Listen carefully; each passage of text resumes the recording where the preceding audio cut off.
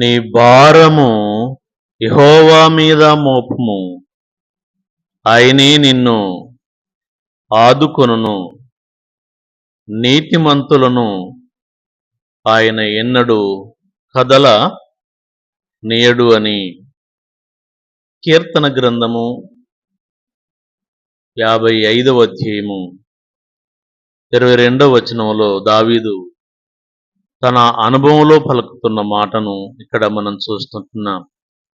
నీ భారము యెహోవా మీద మోపము, ఆయనే నిన్ను ఆదుకొనును. నీతిమంతులను ఎన్నడూ ఆయన కదల నీయడు అనే మాట మనం చూస్తున్నాం. కాబట్టి దావీదు తన భారమును దేవుని మీద మోపాడు కాబట్టి అందులో నుంచి ప్రభు విడిపించాడు. అందుకే ఇది నా అనుభవపూర్వకంగా ఆయన మాట్లాడుతున్నాడు.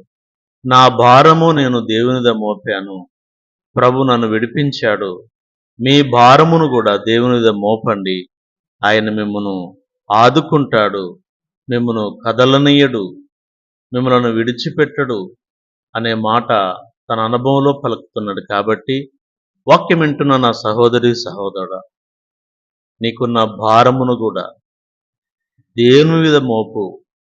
దేవుడు తప్పకుండా నీ భారమును తీరుస్తాడు, నిన్ను ఆదుకుంటాడు, నీ సమస్యల వలయములో నుంచి నిన్ను విడిపిస్తాడు, నిన్ను తప్పక ఆదుకుంటాడు, ఆశీర్వదిస్తాడు, నిన్ను కదలనీయడు, స్థిరపరుస్తాడు, బలపరుస్తాడు.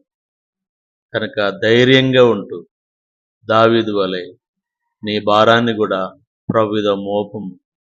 మన భారాన్ని మోసే ప్రభు మనకుండగా ఎందుకు దిగులు? ఆయనే మన గురించి చింతించేవాడుగున్నాడు. మన చింత యావత్తు ఆయన మీద వేద్దాం. ప్రార్థన. జీవం కలిగిన మా తండ్రి, స్తోత్రములు చెల్లిస్తున్నాం.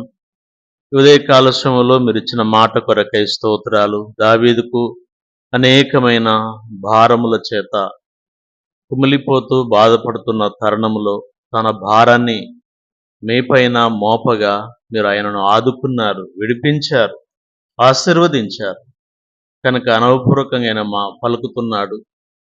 మరి ఈ వాక్యం వింటున్న నీ బిడ్డలు కూడా ఎవరు ఏ భారముతో ఉన్నారు, ఏ ఇబ్బందిలో ఉన్నారు, ఏ ఇరుకులో ఉన్నారు, ఏ సమస్యల వలయములో ఉంది, ఎటూ తోచని స్థితిలో ఉన్నారు, ప్రభువా జ్ఞాపకం చేసుకున్నయ్యా. వారి భారాలు వారు మోయలేని పరిస్థితిలో ఉన్నారు.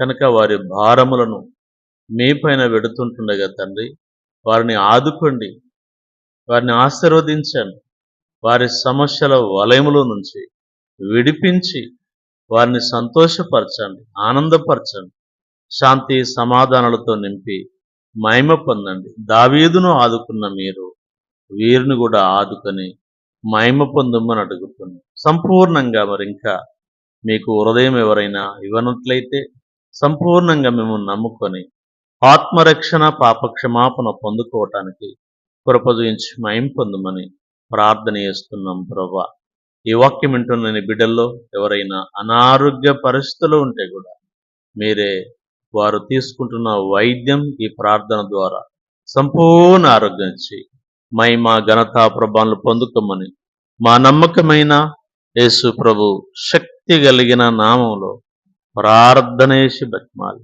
వేడుకొనుచుంటున్నాము తండ్రి. ఆమేన్.